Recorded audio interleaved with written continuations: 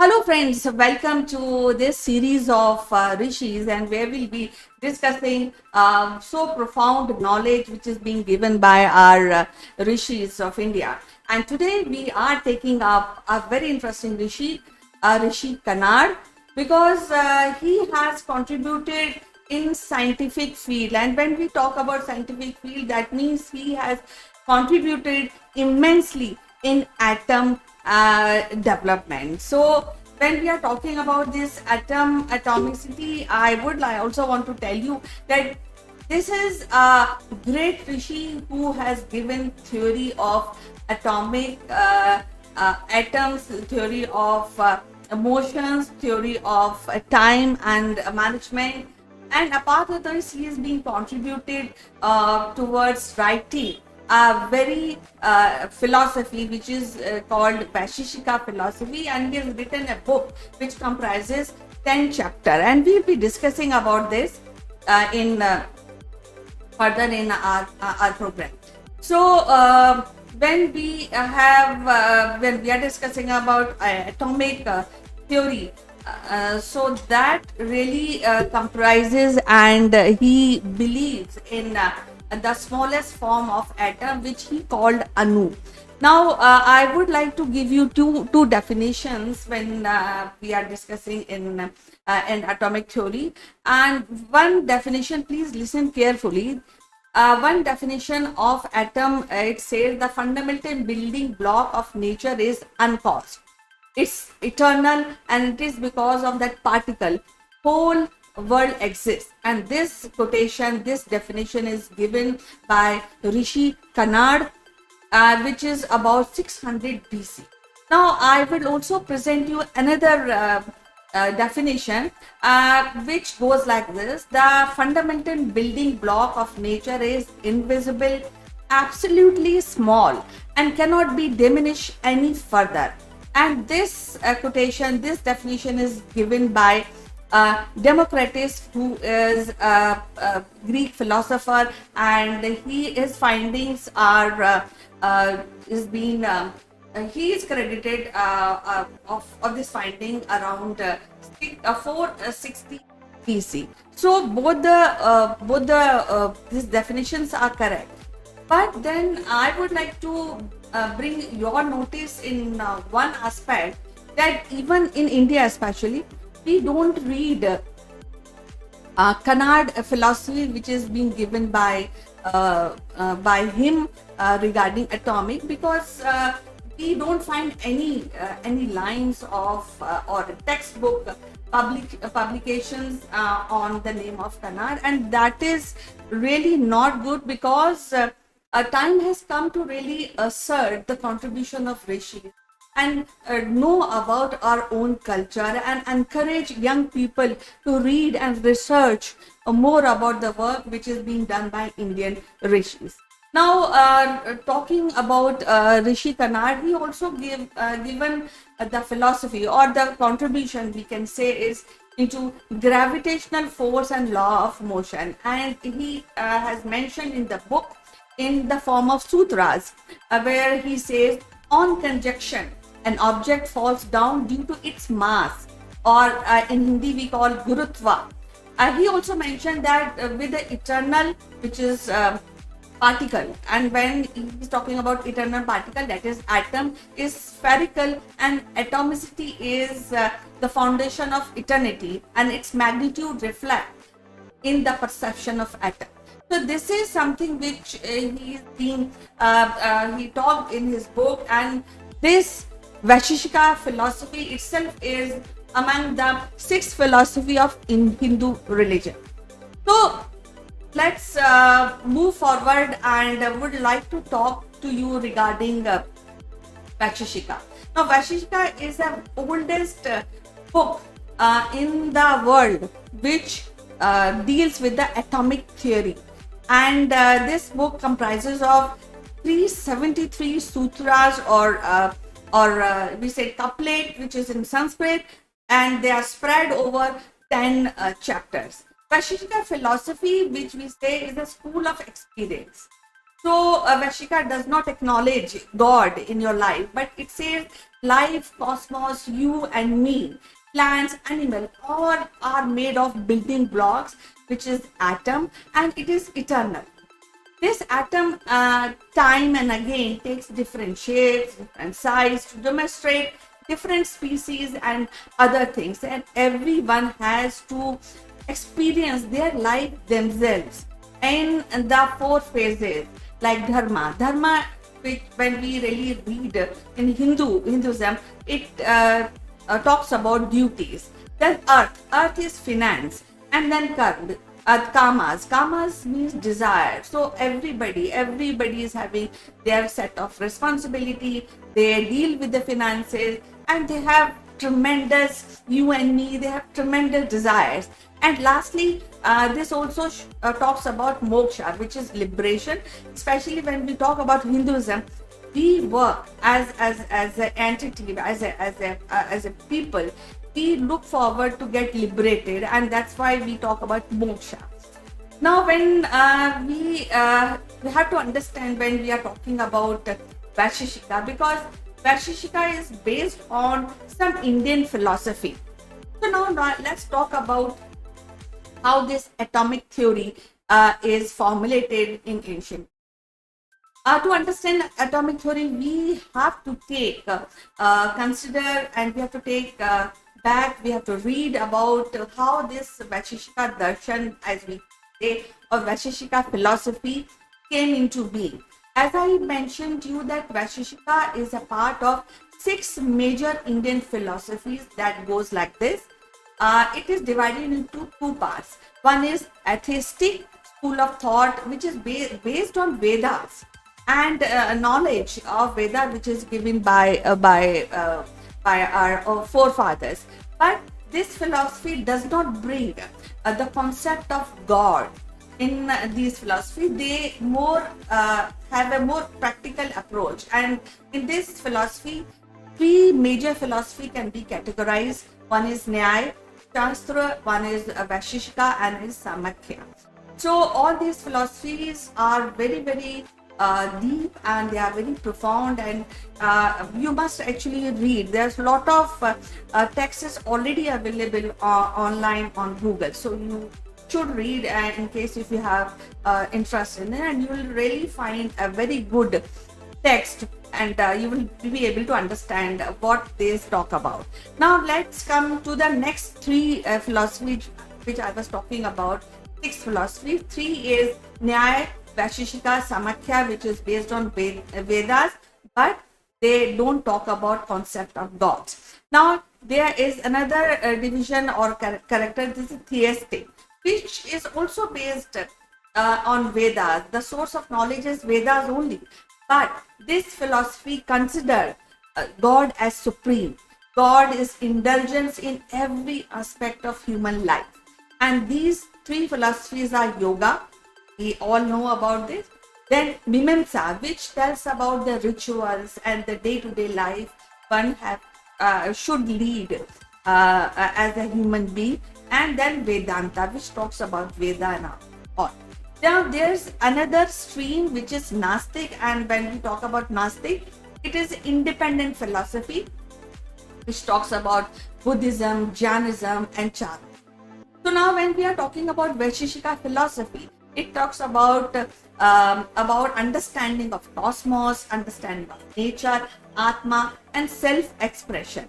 And all this is aimed to pursue the 4 division of human life: dharma, earth, kam, and moksha. That means duties, finance, and desires, and liberation.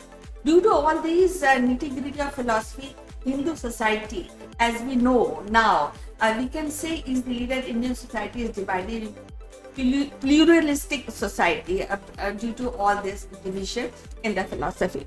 Now, before we go and understand what a more contribution of Rishi Kanad, we have to really understand the background of Vaisheshika. Now, before,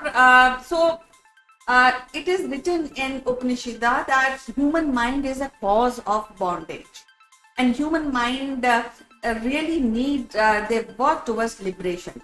Mind with the sense object fall into bondages, and mind detached from sensory pleasure cause the liberation.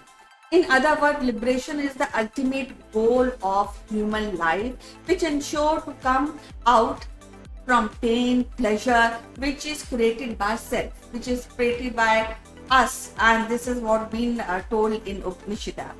And this is the when we are talking how to really come out, this is the wisdom of life which is being told by Hindu philosophy and from ages and time and again, and even today, where many Hindus believe in that, they know about these four aspects of a Hindu religion.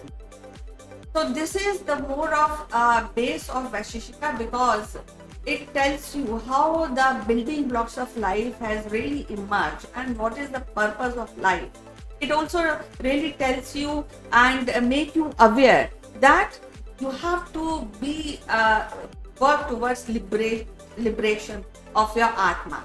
Now let's find out about what it's being related, what is being mentioned in Vaisheshika, because that is a very profound book when we talk about these aspects of human life.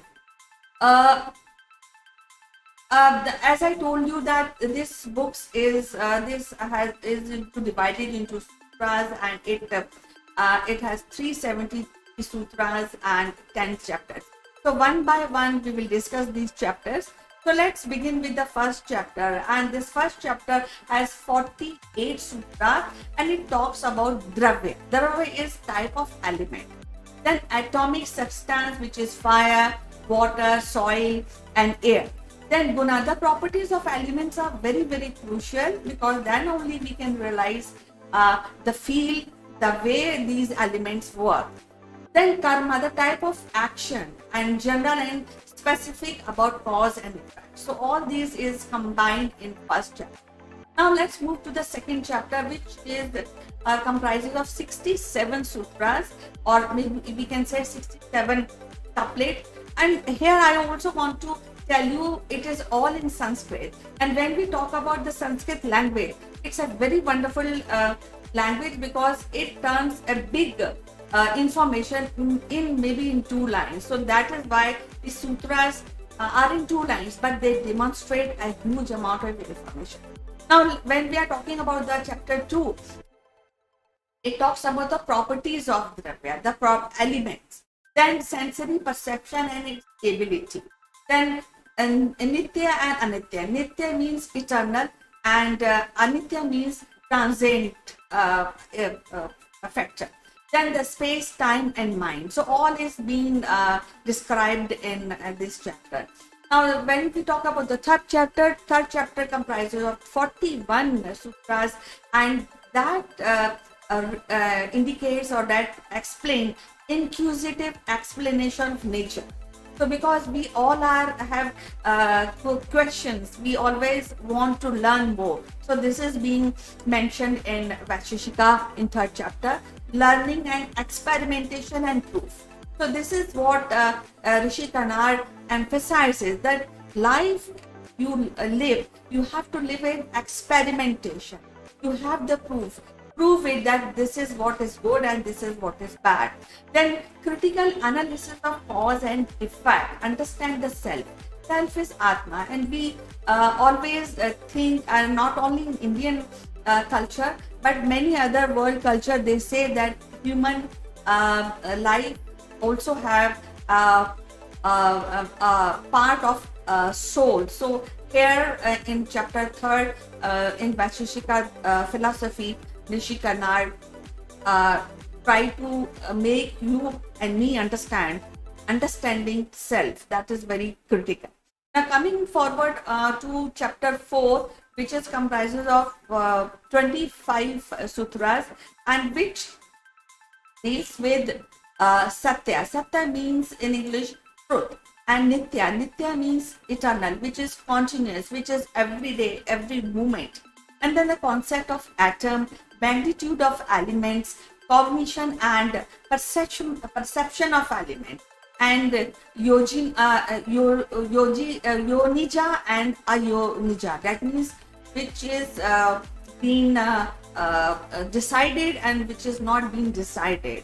So all this is mentioned. Well, let's come to chapter 5, which deals with illusion of karma, and this chapter comprises of 44 sutras, and it also talks about gravitational force, laws of motion in nature, karma, atma, and relationship, the relationship between karma and atma, and which is a very profound concept when we talk about Hinduism.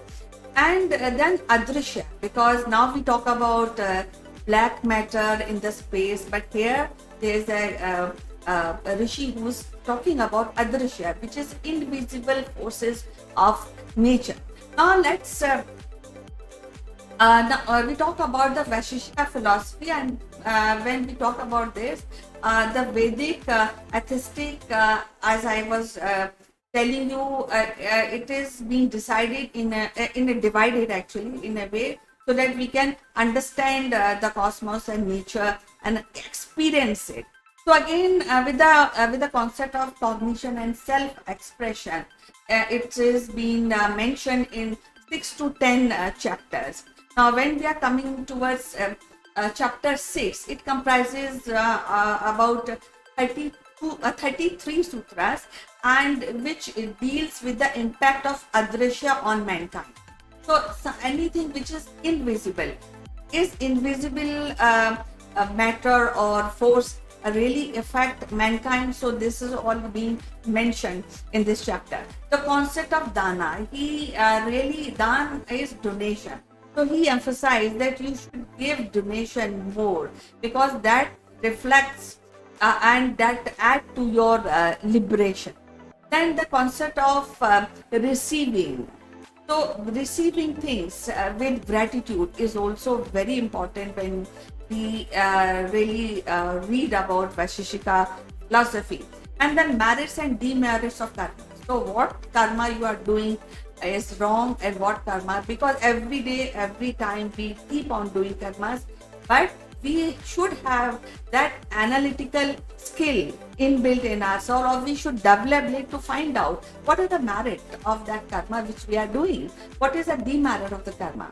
Then again, going towards chapter 7, it comprises 53 sutras, and which talks about nitya, which is eternal, and anitya, which is transient and it is moving. Then the structure of Anu, which is a name given by Rishi Kannad to atom. Then Anutva, that is atomicity, and Mahatattva, that is magnitude. Then Akash, which is space. Then Kal means time, and Atma means self. So that means the space, time, and we are so closely related, and in this whole context we should have the ability to understand self and what we are working towards. Now chapter 8, it comprises of 17 sutra, which talks about cognition, of self-expression, concept of type of knowledge. So everybody's really work day and night to get knowledge. So what type of knowledge you are seeking, what type of knowledge you are getting, that is again you have to really measure it in merits and demerits. Now sensory perception of element of nature, which is very crucial, because Rishi Kannad always emphasized that you have to learn, or you have to live your life with the experience. There's no intervention of God per se, but you have to really do things and experiences in life, and this applies to every living being. Now coming to the chapter 9, the concept of non-existence, the cognition of truth and perception of myth. So truth and perception of myth is a very profound subject, and we have to really dive deep to really understand this concept. And for that, you can refer the book Vaisheshika, which is written by Rishi. Now, the concept of Anuman, it is Hindi, that means doubt. So there's a separate, we doubt so many, every day we doubt many things.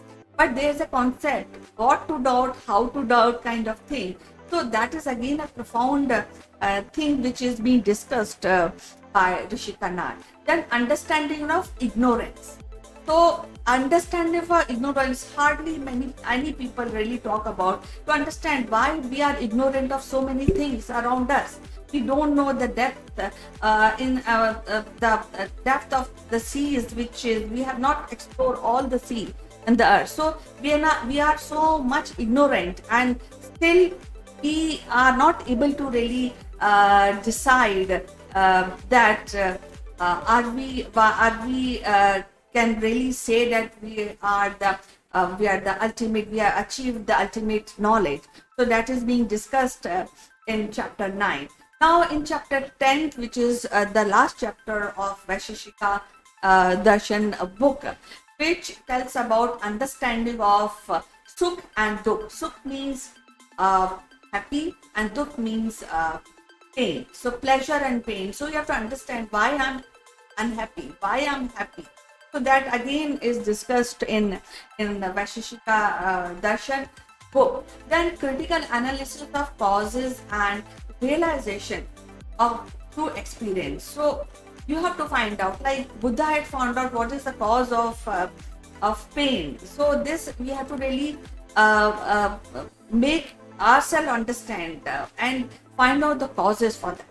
So these topics which is so difficult to really think today, but you can really see a person, Rishi, who has discussed and explained it so clearly, and that too way back in antiquity, and somehow we are missing this concept, and I strongly feel that this should be taught in school curriculum, so that children, especially Indian children, should understand that from which civilization we are coming.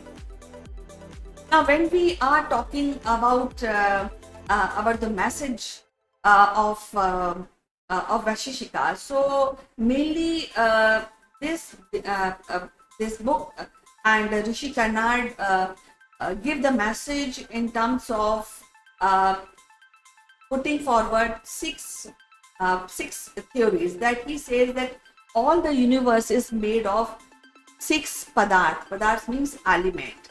So dravya, this is substances. Guna, this is attribute. So how we attribute means how we really perceive of self. So that is connected with the substance. The nature is karma or action, and we have what type of karma we do. The same type of nature we come in contact.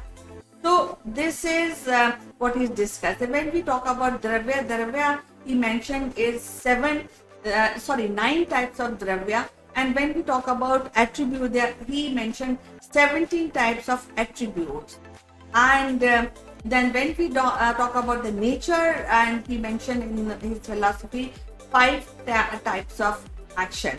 And then he says that karma is continuous action, and this is what we actually inheritance the outcome of your karma. So whole world, cosmos, and everything is dependent on these 6 padartha, and how really deal with that.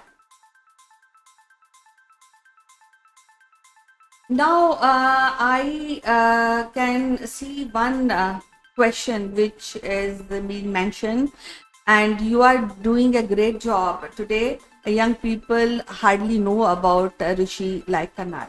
Thank you very much, and our aim is to really make people understand the great contribution by Rishis, which is being done by by our ancient Indian rishis, and that is a compliment. And we would like everybody to really read the philosophies, read the books which are written by, or read those and understand the philosophies which been established and mentioned by rishis. Now, when we talk about Rishi Kanad, the contribution is immense, and we have to give a due credit to Rishi Kanad, because the kind of philosophy, the kind of profound knowledge he has generated for people, it is he really needs a lot of respect. And I would request everybody, especially all Indians, to really go and read about Vaisheshika philosophy, because knowledge is available on internet. Consult, and if you want to do any research, please do that. So this is what I would like to discuss about Rishi Kanad, and I will look forward in the next episode of Great Rishis of India. Till then, bye bye, and keep reading about the great rishis, and see you soon.